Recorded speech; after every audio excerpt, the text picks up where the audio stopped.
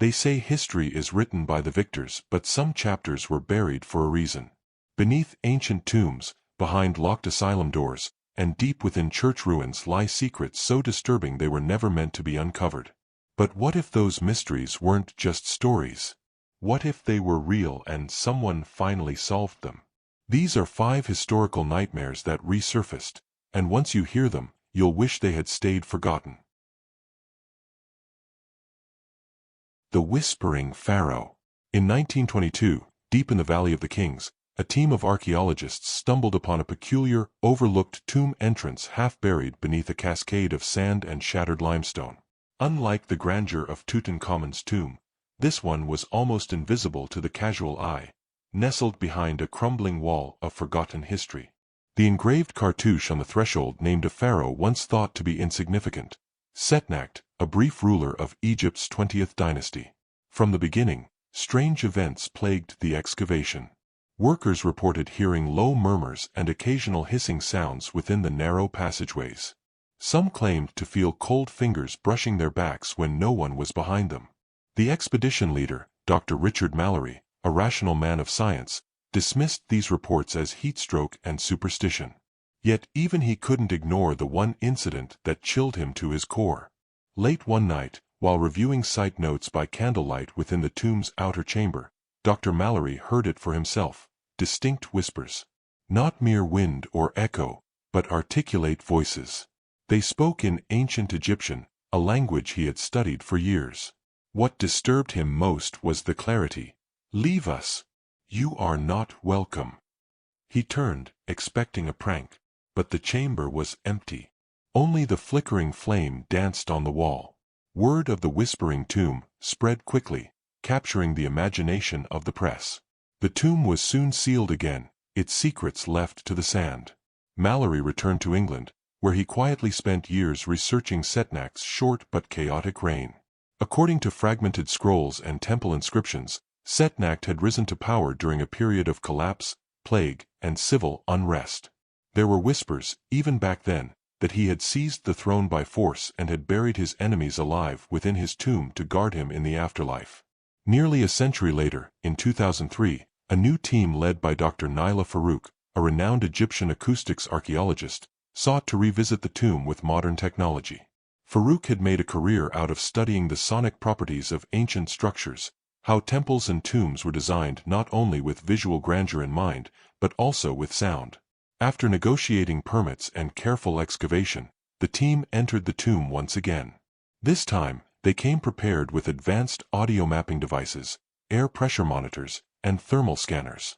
What they discovered would rewrite part of Egypt's architectural history. The whispers were real, at least, their source was.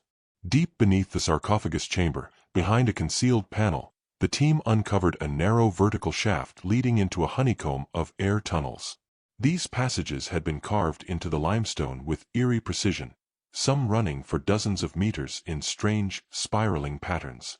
As wind filtered through these ancient ducts, it produced a low-frequency hum, occasionally modulated into whisper-like patterns depending on external air pressure and movement. Farouk's team built a 3D acoustic model of the tomb and ran simulations. The results were haunting. Certain sound frequencies, particularly around 23 Hz, resonated within the tomb chambers in ways that could trigger unease, disorientation, and even hallucinations in sensitive individuals. Known as infrasound, these vibrations often sit just below the threshold of human hearing, but their effects are profound. The design was not accidental. Stone tablets found near the hidden shaft contained cryptic references to the breath of the dead and the voice of judgment. It became clear that the tomb's designers had intentionally constructed these tunnels to generate auditory illusions, perhaps as spiritual mechanisms, or psychological warfare against would-be grave robbers. The implications were staggering. The ancient Egyptians may have pioneered a rudimentary form of psychoacoustics, using natural elements like wind and limestone resonance to fabricate divine voices. More so, Setnakht may have commissioned this terrifying soundscape to legitimize his reign in death, to frighten the living, and to ensure that his enemies, both earthly and spiritual, remained paralyzed in fear. But the mystery didn't end with the acoustic tunnels. In the deepest chamber, past the sarcophagus, archaeologists discovered a small alcove filled with skeletal remains. They belonged to 6 adult males, positioned in upright sitting postures, heads bowed. Traces of bindings were found on their wrists and ankles. Forensic analysis suggested they had been entombed alive, just as the ancient texts had whispered. One skull bore the imprint of a royal ring, suggesting he had once been a vizier or high priest. Nearby, a faded inscription read, "They who betrayed the sun shall serve in silence forever." Setnacht, it seemed, had literally silenced his rivals, burying them within the tomb's sound chamber to create both a psychological guard and a symbolic chorus of suffering. For centuries, wind through bones, narrow tunnels, and broken mouths had created a symphony of sorrow, a song of whispers heard by those who dared disturb the tomb. Dr. Farouk's findings were published in international journals, merging archaeology with physics, psychology, and anthropology. The tomb of Setnacht became a subject of global intrigue, not just for its whispers, but for its fusion of architectural brilliance and morbid intent. The Whispering Pharaoh had not just secured his legacy with stone and gold, but with fear. The drowned village of Sable Noir. In the chill mists of coastal Brittany, France, fishermen often spoke in hushed tones of a place that no longer appeared on maps, the village of Sable Noir. The name meant black sand, a poetic yet ominous reference to the stretch of beach where, according to generations of seafarers, an entire town had vanished overnight into the sea. The tale was anchored in local lore for centuries, passed from father to son with small variations, bells ringing under the waves, ghostly processions seen at low tide, and a warning, never anchor near the shore when the fog rolls in. According to fragmented parish records, Sable Noir was once a modest fishing village during the late 13th century. Its population was small, its church humble, and its people devout. Then, in the year 1356, it disappeared. No evacuation records existed, no mass graves, no survivors to tell what had happened. The entire settlement had seemingly been erased. Local legend claimed the sea had swallowed it in a single night, as punishment for some forgotten sin.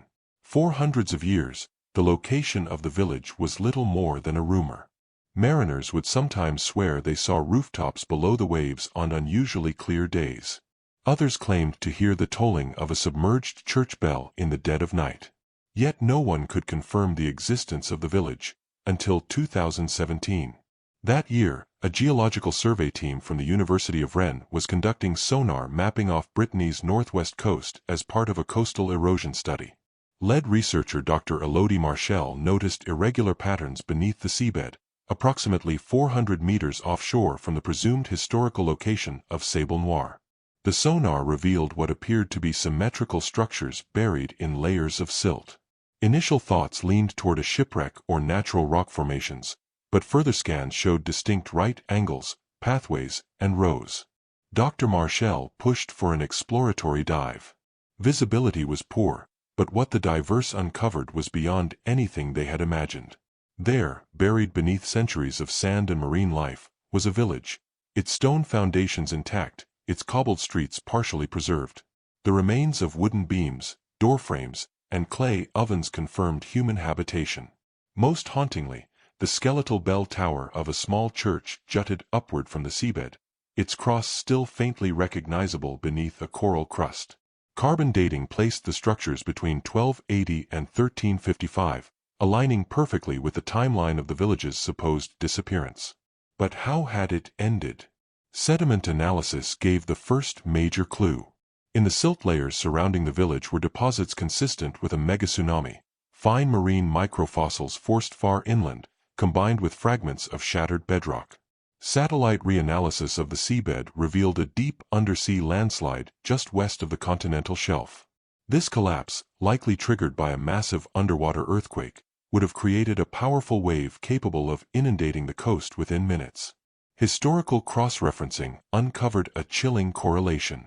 In early 1356, monks from a nearby monastery had recorded an unusual tremor and a dark tide that devoured the light of the village and left only silence.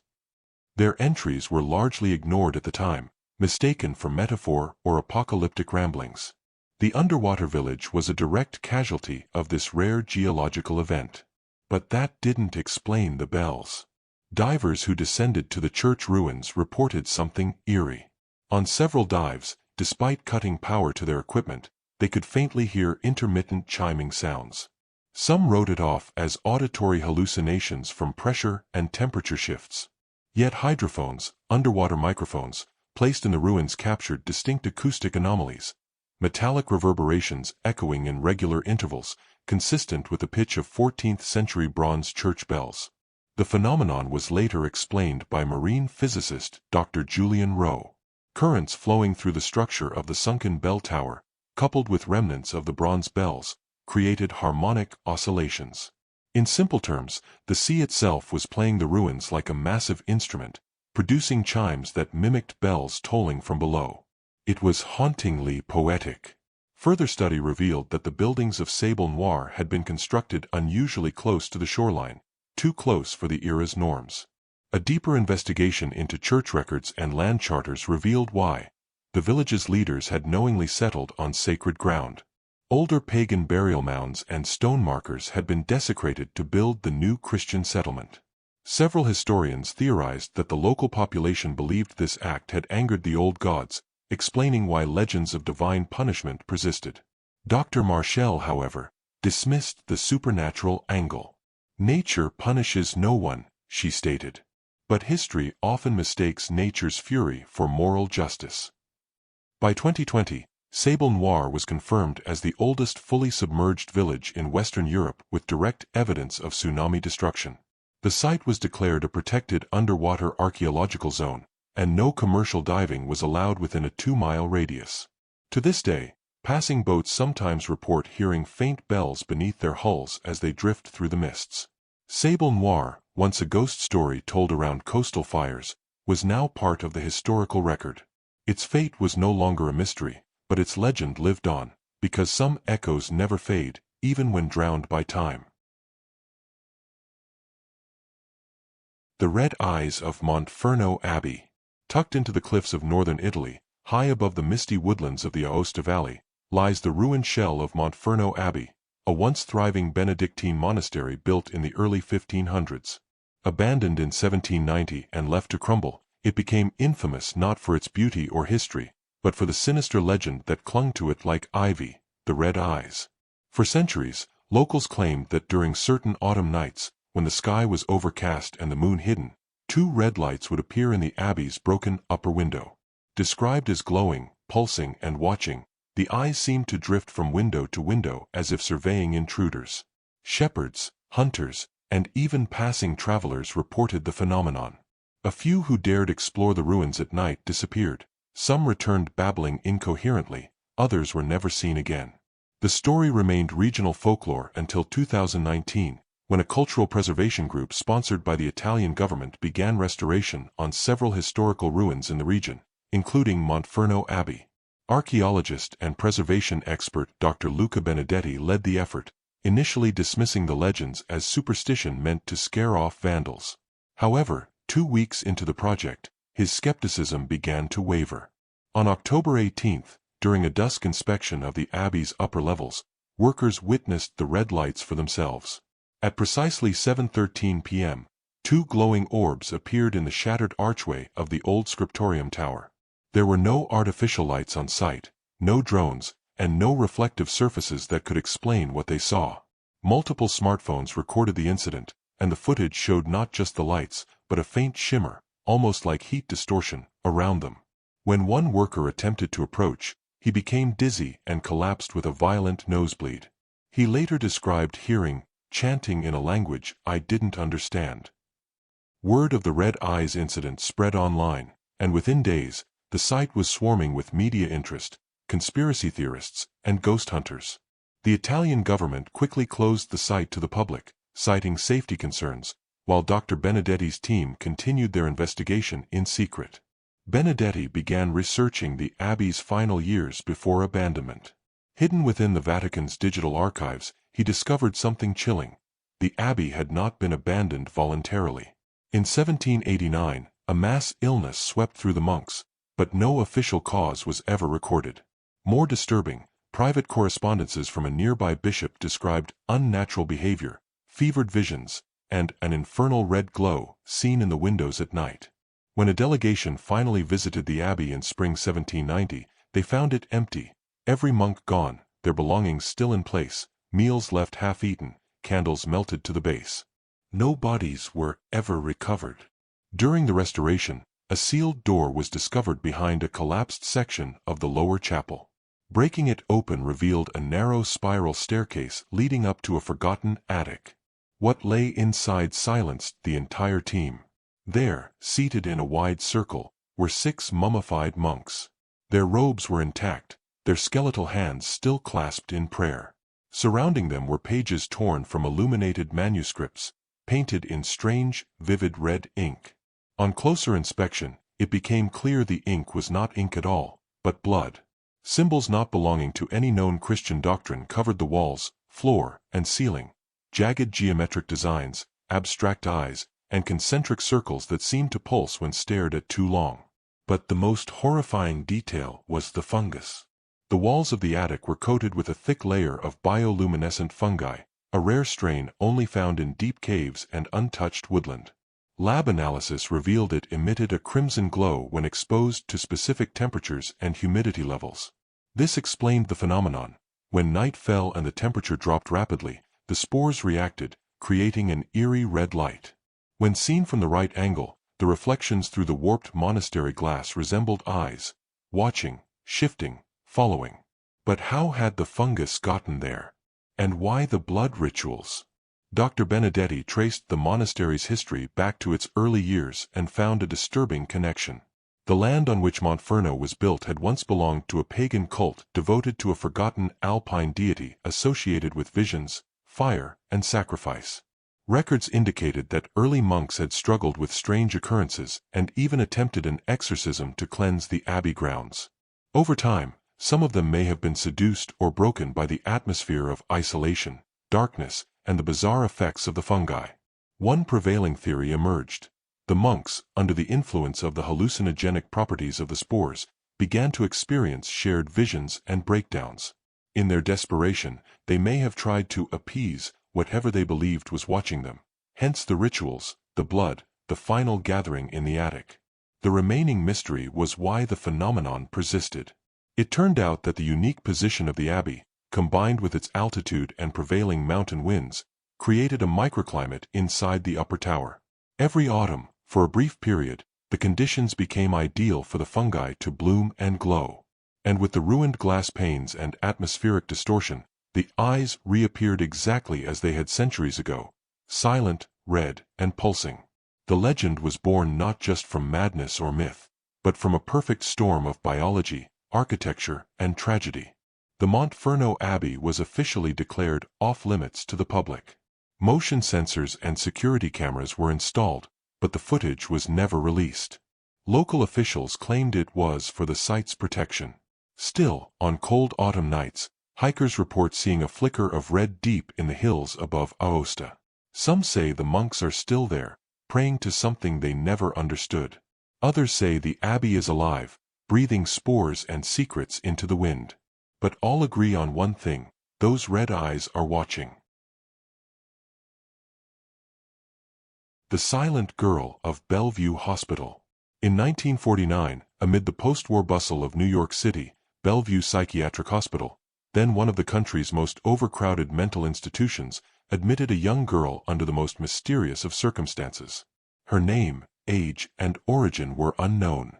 She was brought in by police who found her standing barefoot in the middle of Madison Avenue at dawn, staring into the sky, completely mute. She was estimated to be around 12 years old, with a delicate frame, pale skin, and long black hair that hung in wet tangles around her face.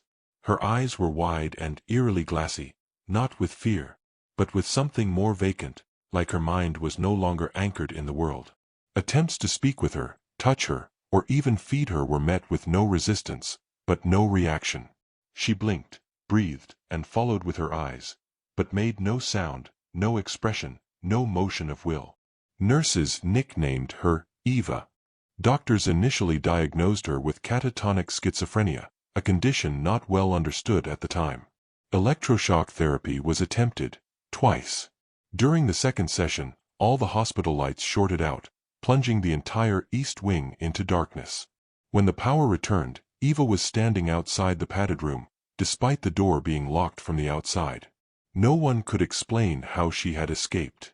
The hospital assigned her to the care of Dr. Harold Greaves, a war-hardened psychiatrist with a reputation for discipline and skepticism. He began regular sessions with Eva, documenting his notes obsessively.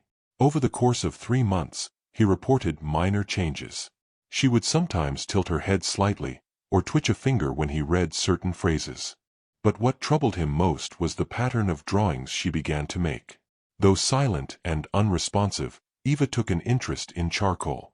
She would sketch obsessively, filling dozens of pages with strange, intricate images, spirals, sigils, and dozens of human figures with no mouths. The most common recurring image was a massive black tree, leafless and twisted, looming over tiny buildings that bore a striking resemblance to the hospital itself. By the 4th month, several staff members began to report odd experiences around Eva's room. One orderly swore he saw her levitate 3 inches off her bed. A nurse suffered a seizure after making eye contact with her through the glass. At first, these claims were dismissed as hysteria or burnout from the stressful hospital environment. But when Dr. Greaves himself began to experience hallucinations, hearing whispers, seeing insects crawling from light sockets, and waking up with bleeding gums, the administration took notice. They decided to transfer Eva to a secure facility upstate. That night, she vanished. Her room was locked, the windows barred, and guards stationed outside had seen nothing. Inside, however, was something far worse. Every wall of the room had been smeared in soot and charcoal, layered with the same symbols Eva had drawn repeatedly. In the center of the floor was a perfect circle drawn in her own blood. Her bed was untouched. The door remained locked. She was simply gone. Her disappearance became an internal scandal. The hospital buried the incident, erasing records and reassigning staff. But Dr. Greaves had already sent copies of Eva's drawings to a friend at Columbia University, a professor of ancient religions. What he received in response shocked him. The professor claimed the symbols Eva had drawn bore disturbing similarities to the sigils used in forgotten Eastern European death cults, particularly those who worshipped the nameless tree, a mythical entity believed to feed on human consciousness.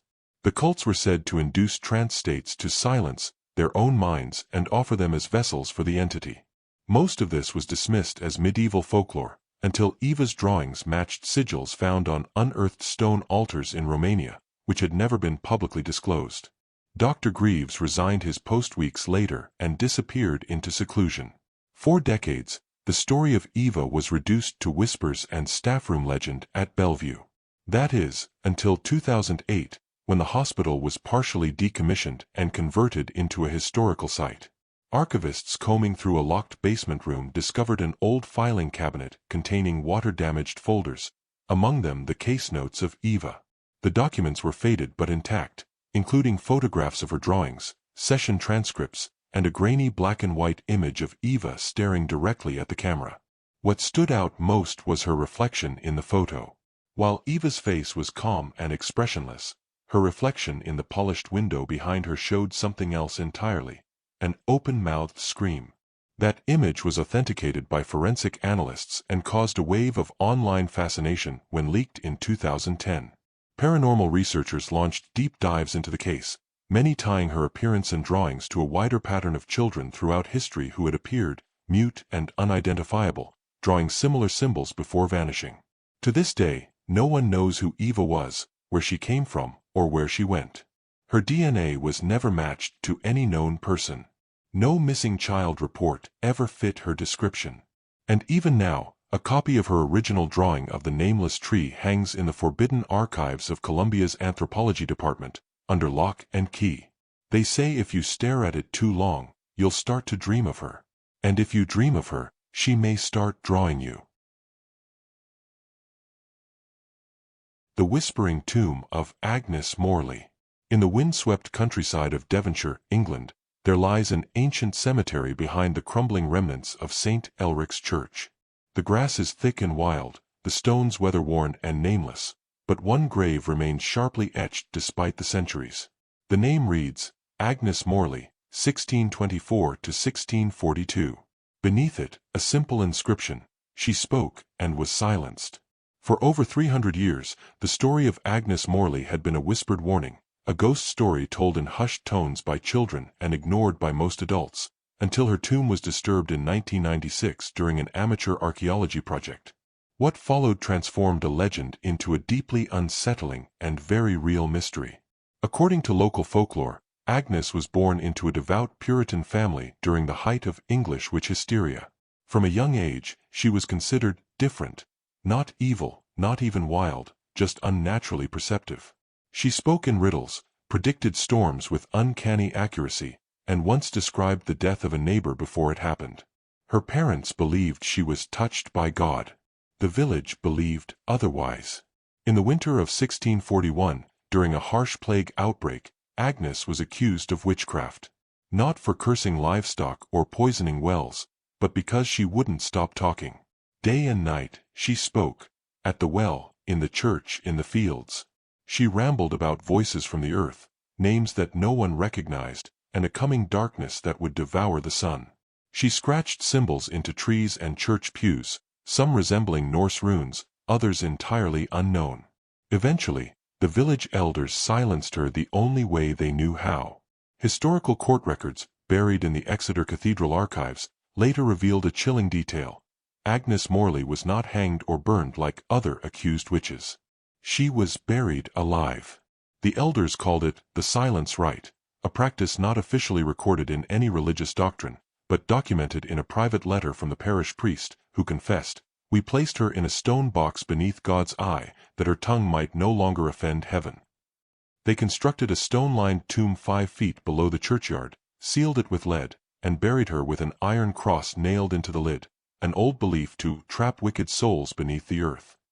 After her death, villagers reported hearing knocking from underfoot while walking past the grave. Some heard faint murmurs, unintelligible but rhythmic. Over time, the churchyard was abandoned, and St. Elric's fell to ruin. But Agnes's tomb remained untouched until the dig. In August 1996, university students from Oxford were granted permission to perform a surface excavation of St. Elric's grounds. When they discovered the unusually pristine headstone, curiosity took over. Despite objections from one local historian, they began to clear the earth above the grave. Within hours, their tools struck metal. They uncovered the lid of an iron-bound sarcophagus, unlike anything they'd encountered. Still locked. Still sealed. Instead of opening it, the lead researcher, Professor Amelia Dawes, insisted on documentation and ordered equipment to X-ray the coffin. But that night, the dig site was vandalized. Someone had attempted to open the tomb. They failed, but the damage was done. From that night on, all 5 students reported identical symptoms: auditory hallucinations, sudden nosebleeds, and severe insomnia. 3 of them withdrew from the program.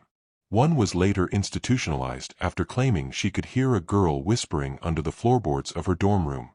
Dawes, increasingly obsessed, returned to the site alone and attempted to complete the excavation. On October 12, 1996, she broke the seal. She claimed, before disappearing, that the interior of the coffin was empty. No bones. No remains. Just scratch marks lining the interior, and a phrase carved repeatedly into the lid: "I am not finished speaking." Dawes vanished the following day. Her car was found abandoned on the edge of Dartmoor, the driver's door wide open, keys still in the ignition. Inside the glove box was a torn page from her field journal with a single sentence written over and over again: "The words have roots now." The university cancelled all future archaeological projects at the site. A steel casing was poured over the sarcophagus, and the entire area was reclassified as hazardous ground. But stories persisted. Local teenagers dared each other to visit the grave. One group brought a voice recorder. They captured hours of silence, until, at exactly 3:16 a.m., a faint voice whispered, "Can you hear me now?" Analysis showed the voice didn't belong to any of the group. The frequency it occupied was lower than standard human speech, almost subsonic, but distinctly female. Experts from a university in Berlin reviewed the file and concluded the vocal patterns were biologically anomalous. Since then, the legend of Agnes Morley has only grown. Her headstone is still there, remarkably clean despite wind, rain, and moss overtaking every other grave. Some say it's because she's still watching. Others believe the words she once spoke weren't madness, but prophecy. And somewhere, buried beneath centuries of silence, she is still trying to speak. Every case adds a new layer of mystery, leaving more questions than answers. Which one lingers in your mind, and what's your take on what really happened?